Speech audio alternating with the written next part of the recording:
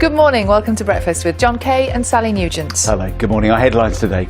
Compensation for thousands of people infected with contaminated blood during the 70s and 80s. But campaigners say many grieving families have been ignored. This payment of £100,000 is going to the surviving infected and the bereaved partners. Sadly, children who have lost parents and parents have lost children are not included. Good morning, everybody. Wednesday, the 17th of August, and our main story is that thousands of victims of the contaminated blood scandal will receive £100,000 each in compensation from the government. The announcement follows a recommendation made last month by the chair of the public inquiry into what's been described as the worst treatment disaster in the history of the NHS. It led to the deaths of at least 2,400 people after they were infected with lethal viruses in the 1970s and 80s. Now, partners of those who died will qualify for payment, but campaigners say the majority of those affected have been ignored. Our health correspondent Simon Dedman explains. It's been described as the biggest treatment scandal in the NHS's history.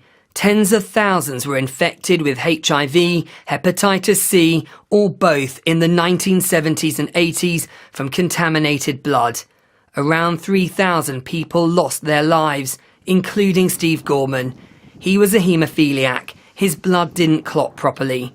He received medication from the NHS, but it came from infected blood donors. His widow Sue described the impact it had on their lives. I had my earning power taken away from me. My husband had his earning power taken away from me. We lost our home, we lost everything we had. Why shouldn't I financially, because that's the only thing the government can now give me, have some part of what I lost? She will be one of the 4,000 victims and bereaved partners who will receive interim compensation of £100,000 from the government. More people are coming forward, with an estimated 30,000 infected. This is undoubtedly a significant milestone. It's the first time in over 40 years that a British government has accepted that compensation must be paid to those caught up in this terrible tragedy of contaminated blood. However, although we very much welcome that this payment of £100,000 is going to the surviving infected and the bereaved partners, sadly, children who have lost parents and parents have lost children are not included. Parents who lost children, children who lost parents, are not on existing financial support schemes and will not receive compensation as part of this announcement.